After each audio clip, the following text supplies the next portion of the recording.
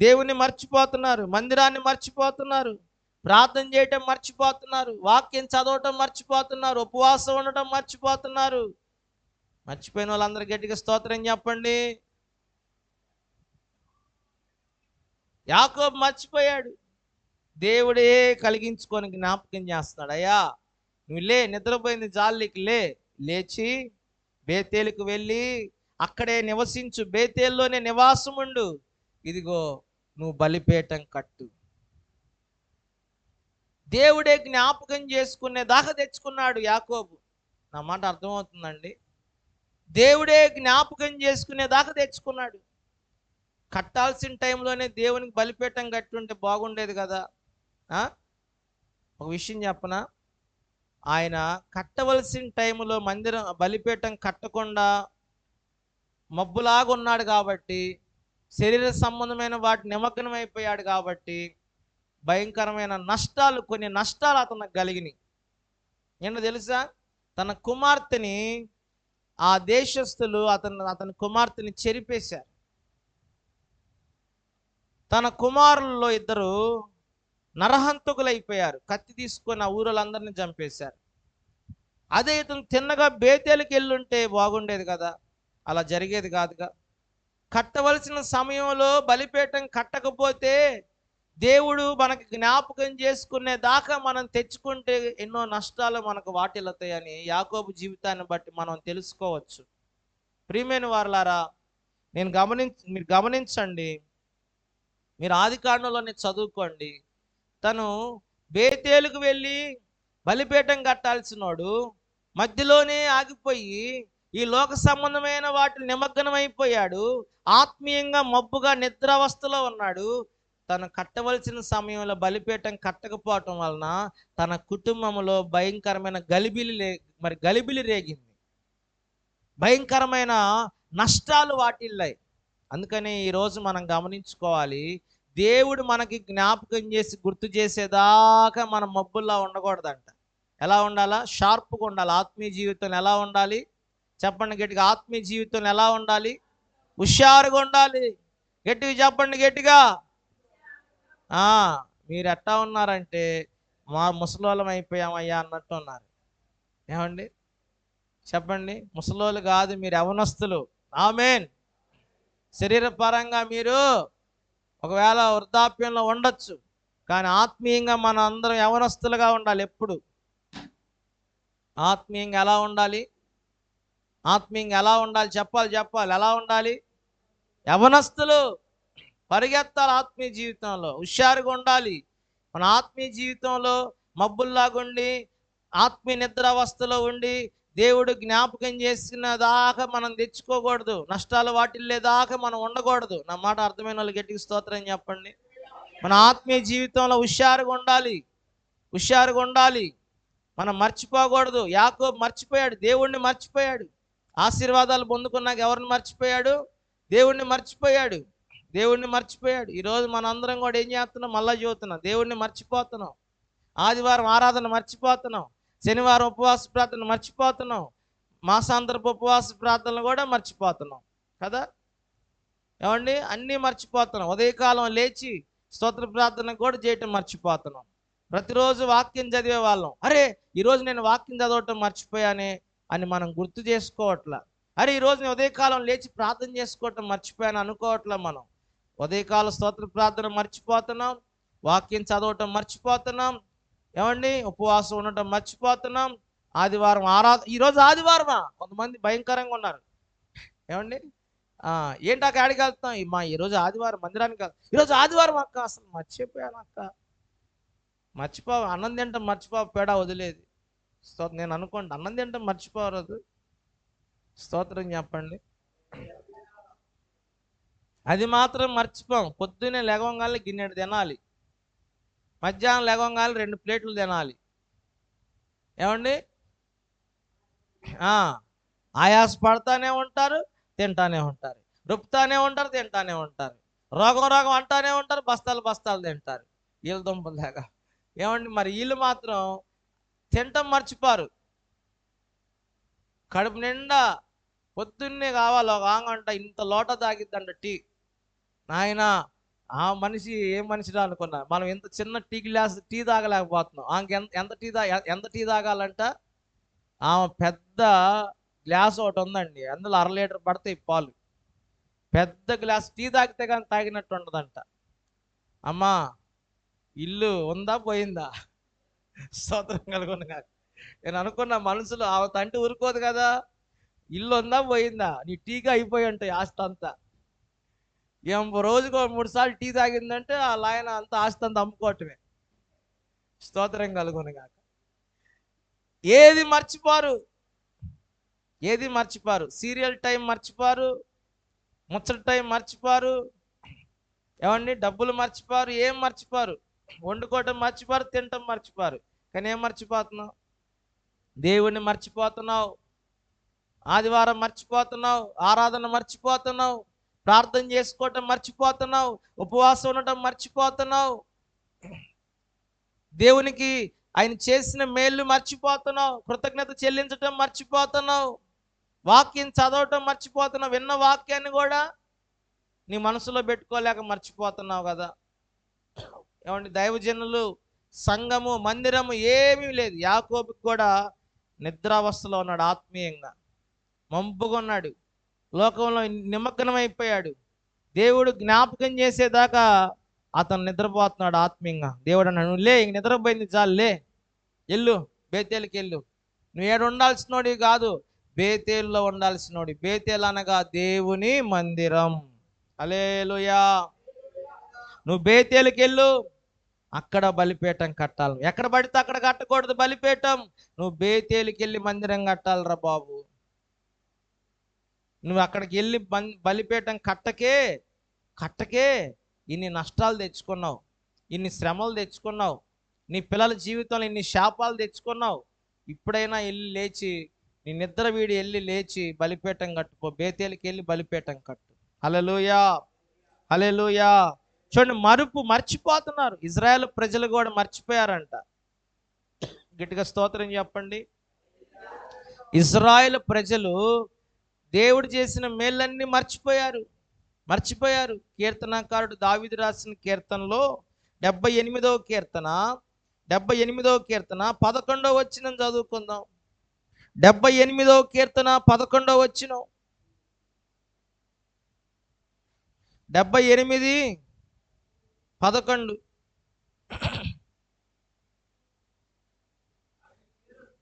ఆయన క్రియలను, ఆయన వారికి చూపిన తన ఆశ్చర్య క్రియలను వారు మరిచిపోయిరి. చూడండి, ఐగుప్తు దేశములోని సోయాను క్షేత్రమందు వారి పితరులు చుచుచుండగా ఆయన ఆశ్చర్య కార్యములు చేసెను. ప్రియులారా, ఇజ్రాయెల్ ప్రజలు కూడా, దేవుని ప్రజలైన ఇజ్రాయేలీలు కూడా ఏం చేశారంట? ఆయన చూపిన ఆశ్చర్య క్రియలను, ఆయన చేసిన ఆశ్చర్య క్రియలను వారు మర్చిపోయారు. ఆయన క్రియలను ఆయన వారికి చూపించాడంట. తన ఆశ్చర్య క్రియలను వారు మర్చిపోయారు. ఇజ్రాయెల్ ప్రజలు మర్చిపోయారు. దేవుడి మేళ్ళన్నీ మర్చిపోయారు. దేవుడు చేసిన కార్యాలన్నీ మర్చిపోయారు. అందుకనే వాళ్ళు ఏమయ్యారు? అరణ్యములోనే ఆకులు రాలిపోయినట్టు రాలిపోయారు. వాళ్ళు దేవుడి కార్యాలు, దేవుడి మేలులు మర్చిపోయారు కనుకనే వారు వాగ్దాన దేశాన్ని స్వతంత్రించుకోలేక మధ్యలోనే వారి యొక్క యాత్రను ముగించారు. నా మాటలు అర్థమైన వాళ్ళు గట్టిగా స్తోత్రం చెప్పండి. మర్చిపోకూడదు. లూకాసు వార్త 17వ అధ్యాయము,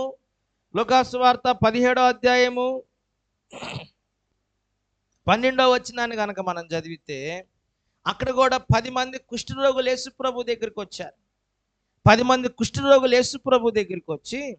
యేసుప్రభు దగ్గరికి వచ్చి ఇట్లా మాట్లాడుతున్నారు. యేసయ్యా, చదువు. ఆయన ఒక గ్రామంలోనికి వెళ్ళొచ్చుండగా 10 మంది కుష్ఠరోగులు ఆయనకు ఎదురుగా వచ్చారు. దూరము నిలిచి, యేసు ప్రభువా, మమ్మను కరుణించుమని కేకలు వేసిరి. ఆయన వారిని చూచి, మీరు వెళ్ళి మిమ్మల్ని యాజకులకు కనపరుచుకొనమని ఆయన వారితో చెప్పెను. వారు వెళ్ళుచుండగా శుద్ధులైరి. వారిలో ఒక్కడు తనకు స్వస్థత కలుగొట చూచి గొప్ప గొప్ప శబ్దముతో దేవుని మహిమపరచుచు తిరిగి వచ్చి ఆయన కృతజ్ఞతాస్తుతులు చెల్లించుచు ఆయన పాదముల యొద్ద సాగిలపడెను. వాడు సమరయుడు. అందుకు యేసు 10 మంది శుద్ధులైరి కారా, ఆ 9 ఎక్కడా?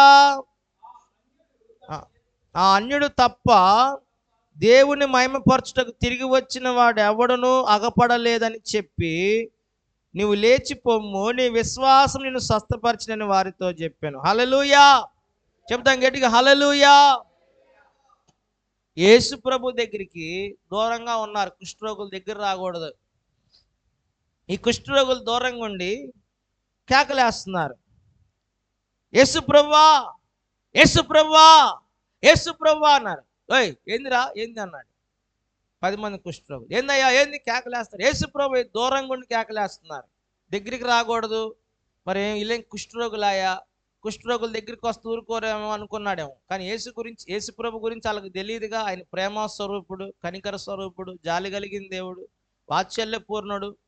ఇక యేసు ప్రభు దగ్గర దూరంగా ఉండి కేకలేస్తున్నారు, యేసు ప్రభువా, యేసు ప్రభువా, మమ్మల్ని కరుణించమంటున్నారు. వెంటనే ఆయన అన్నాడు, ఆయన వారిని చూచి, మీరు వెళ్ళి మిమ్మల్ని యాజకులకు కనపరుచుకున్నాడని వారితో చెప్పాడు. ఓకేనయ్యా, అట్టాగానని వాళ్ళు మందిరానికి వెళ్తున్నారు, పాస్టర్ గారి దగ్గరికి వాళ్ళ దేహాన్ని చూపించడానికి. ఇప్పుడు వారు వెళ్ళుచుండగానే శుద్ధులైపోయారంట. వెళ్ళుచుండగానే ఏమయ్యారు? వెళ్ళుచుండగానే నాకు ఇక్కడ 2 మాటలు అర్థమవుతాయి. కరుణించమయ్యా అని కేకలేశారు. వెంటనే యేసుప్రభు వాళ్ళని ముట్టుకొని పో, కుష్ఠరోగం అన్నాడా? స్వస్థత కలిగింది, అయిపోయింది, బాగు చేశాడు, అమ్మాయి అనుకున్నారా? లేదా కుష్ఠరోగమా, యేసు నేను ఆజ్ఞాపిస్తున్నా వాళ్ళని ఇడిచి వెళ్ళిపోమని చెప్తే అప్పుడు వెంటనే స్వస్థత అయ్యేది కదా. కానీ యేసుప్రభు ఏం చెప్పాడు? వాళ్ళని కరుణించమంటే ఈయనేమంటున్నాడు? మీరు వెళ్ళి యాజకులకు మీ దేహమును కనపరచుకోండి. నాకు అక్కడ ఒక మాట అర్థమైంది. ఏంటంటే, వాళ్ళు బాగు చేయమంటే మనల్ని యాజకుడికి వెళ్ళి కనపరుచుకోమంటాడు దేహాన్ని, ఈయనేందిరా బాబు అని అనుకున్నారా? జెంట్స్ అనుకున్నారా? నా మాట అర్థమవుతుందా? వీళ్ళేమో కుష్ఠరోగులు యేసుప్రభు దగ్గరికి వచ్చి అడిగారు, అయ్యా మమ్మల్ని కరుణించయ్యా అని. యేసుప్రభు ఏం చేయాలి? కరుణించేవాడైతే స్వస్థపరచాలా లేదా? ఈయన స్వస్థపరచకుండా ఏం చేశాడు? ఏమంటున్నాడు? మీరు వెళ్ళి యాజకులకు మీ దేహమును చూపించండి, కనపరచండి. అట్లాగేనయ్యా అని వాళ్ళు బయలుదేరి యాజకుడి దగ్గరికి వెళ్తున్నారు. వాళ్ళు ఎవరైనా ఏంది ప్రభు యాజకుడి దగ్గరికి వెళ్ళమని, అసలే కుష్ఠరోగులం, అసలే బాధతో ఉన్నాం, నొప్పితో ఉన్నాం, వేదన పడుతున్నాం, కాస్త నువ్వు ఒక మాట చెప్తే బాగుపడతాం కదా, మళ్ళా యాజకుడి దగ్గరికి వెళ్ళమంటావు అన్నారా? అసలు మేమేమో కరుణించమంటమేంది, ఆయన యాజకుడికి కనపరుచుకోమంటమేంటి? ఎప్పుడైనా డౌట్ వచ్చింది వాళ్ళకి? ఏమండి? కానీ వాళ్ళు ఎదురు మాట్లాడలా. దేవుడు చెప్పిన మాటకి దేవుని మాట వింటే అంత ఆశీర్వాదం అంటే ఇది మన సబ్జెక్ట్ కాదు, కానీ ఎందుకో నాకు ఆలోచన వచ్చింది వాక్యం చదువుతుంటే. పిల్లారా చూడండి, ఇప్పుడు ఆ కుష్ఠరోగులు వెళ్తూ ఉండగానే ఆయన చెప్పినట్టుగా ఆయన మాటిని వెళ్తున్నప్పుడే ఏమయ్యారు? వాళ్ళు శుద్ధులైపోయారు. శుద్ధులైపోతే అందరూ చూసుకుంటారు, బాగయ్యామనుకున్నారు. అమ్మయ్యా, ఇంకా ఆనందం ఉండపట్లేక, ఎన్నాళ్ళైందిరా సినిమాకు పోయి కుష్ఠరోగంతో వెళ్ళలేకపోయాను అని ఒకడు సినిమాకు పోయాడు. ఎన్నాళ్ళైందిరా మా అత్తగారింటికి వెళ్ళి మా ఆవిడని చూసి కుష్ఠరోగంతో బాధపడితే వెళ్ళలేకపోయాను, ఆడేమో అత్తగారింటికి వెళ్ళాడేమో. నేను అనుకుంటున్నా, బైబిల్లో లేదండి, నేను అనుకుంటున్నా ఎన్నాళ్ళైందిరా హోటల్కి వెళ్ళి బిర్యానీ తిన్నాను, ఆడు వెళ్ళి ఉంటాడు ఇంకోవాడు. ఎందుకంటే కుష్ఠరోగం ఉన్నప్పుడు లోపల రానియలేదు మనల్ని. ఇష్టం వచ్చినట్టుగా వాళ్ళు ఏం చేశారంటే 9 మంది అడ్రస్ లేరండి. 10 మంది వచ్చారు కుష్ఠరోగులు, 9 మంది 9 దిక్కులు పోయారేమో, పార్టీ చేసుకుంటున్నారేమో ఆడన్న కూర్చొని చెట్టు కింద. ఇక ఈ ఒకడున్నాడు, ఒరే నేను స్వస్థపరచబడ్డాను, యేసయ్య నన్ను బాగు చేశాడు, నా కుష్ఠరోగి బ్రతుకుని యేసయ్య శుద్ధుడిగా చేశాడు, నా బ్రతుకుని మార్చాడు, నా దేహాన్ని మార్చాడు, నా జీవితంలో నేను అవుతాను అనుకోలేదు, నా యేసయ్య చేశాడని చెప్పి వాడంట యేసయ్య దగ్గరికి తిరిగి వచ్చాడంట. తిరిగి వచ్చి కృతజ్ఞతాస్తుతులు చెల్లిస్తున్నాడు దేవునికి. ఆమేన్, హల్లెలూయా. కృతజ్ఞత చెల్లిస్తున్నాడు. ఎప్పుడైతే ఆయన అన్నాడు, ఒరే నా దగ్గరికి ఎంతమంది వచ్చారా మీరంటే, 10 మంది వచ్చామయ్యా. అందరం బాగుపడ్డామయ్యా. మరి 9 మంది ఎక్కడికి వెళ్ళారా, నువ్వు అక్కడ వచ్చావు. నన్ను స్తుతించడానికి నువ్వు తప్ప ఎవరు రాలేదా?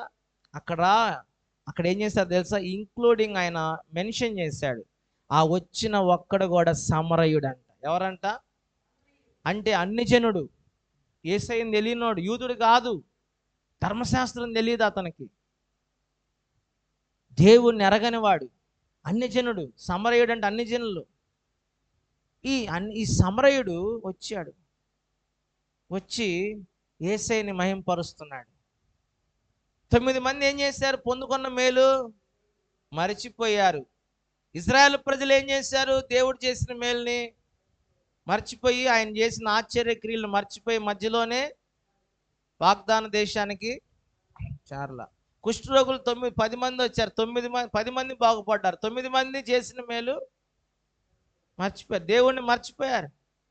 ఈరోజు దేవుణ్ణి మర్చిపోతున్నారు, మందిరం మర్చిపోతున్నారు, ప్రార్థన మర్చిపోతున్నారు, వాక్యం మర్చిపోతున్నారు, ఉపవాసం మర్చిపోతున్నారు. ఎన్ని మర్చిపోయి వీళ్ళకి ఏం గుర్తుంటుందంటే లోకమే, లోకమే, లోకమే, లోకమే. హల్లెలూయా, హల్లెలూయా, హల్లెలూయా. నా మాటలు అర్థమైనయా? గట్టిగా స్తోత్రం చెప్పండి. యాకోబు కూడా దేవుడిని మర్చిపోయాడు. ఇప్పుడు యాకోబుకి దేవుడు జ్ఞాపకం చేస్తున్నాడు. యాకోబు, యాకోబు లే, నిద్రపోయింది చాలు, ఆత్మీయంగా లెగు, నీకు వెలుగు ప్రకాశించింది. తేజరిల్లు, దేవుని మహిమ నీ మీదకి వస్తుంది. నువ్వు లే, ఇక ఆత్మీయ నిద్రలో ఇంక చాలు, లోకం నిమగ్నం అయిపోయింది, చాలు. నువ్వు వెళ్ళు, బేతేలుకి వెళ్ళు, అక్కడ నివసించు, బేతేల్లో ఉండు, నువ్వు అక్కడ ఉండు, నీ కుటుంబంతో అక్కడుండు, అక్కడ బలిపీఠం కట్టా అన్నాడు దేవుని బిడ్డ. అక్కడ వెళ్ళి బలిపీఠం కట్టాడు. స్తోత్రం చెప్పండి. ముందే కట్టుంటే నష్టం ఇన్ని సమస్యలు ఆయనకు వచ్చే కాదు. కూతురు నష్టం అయ్యేది కాదు, పిల్లలు అంతకులు అయ్యేవాళ్ళు కాదు. చూడండి ఎంత నష్టం బలిపీఠం కట్టకపోతే. బలిపీఠాల్లో చాలా రకాలైన బలిపీఠాలు ఉన్నాయి. నీ జీవితాన్ని దేవునికి బలిపీఠంగా నువ్వు కట్టుదువుగాక. మన జీవితాన్ని దేవునికి దహన బలిపీఠంగా మనం కట్టుదుముగాక. ఆమేన్. అబ్రహాం కూడా బలిపీఠం కట్టాడు. ఏం కట్టాడు చెప్పండి? అబ్రహాం కూడా బలిపీఠం కట్టాడు. దేవునికి స్తోత్రం కలుగును గాక. సరే, దానికి ముందు నేను మీకు చెప్పాలనుకున్న మాట ఏంటంటే, బేతేలు అనగా ఏంటంటే మందిరం, దేవుని మందిరానికి సాదృశ్యం. ఇప్పుడు మనం ఎక్కడ కట్టాలి బలిపీఠం అంటే దేవుని మందిరంలో మనం బలిపీఠము కట్టాలి. దేవునికి స్తోత్రం కలుగును గాక. బేతేలులోని నివాసం ఉండమంటున్నాడు. మనం దేవుని పిల్లలైన మనం ఎక్కడ నివాసం ఉండాలి? ఆదికాండం 35వ అధ్యాయం 1వ వచనంలో ఏమన్నాడు? బేతేలులోకి వెళ్ళు, నువ్వు లేచి బేతేలుకి వెళ్ళి అక్కడ నివసించు. ఎక్కడ నివసించాలంట మనం? ఏమండి, ఎక్కడ నివసించాలి? ముందు ఆత్మీయ నిద్ర మేలుకోవాలి, దేవుడు చేసిన మేలు మర్చిపోకూడదు. రెండోది ఏంటంట? బేతేల్లోనే మనం, చెప్పండి, బేతేల్లోనే మనం నివసించాలి. ఎక్కడ పడితే అక్కడ, చెప్పండి,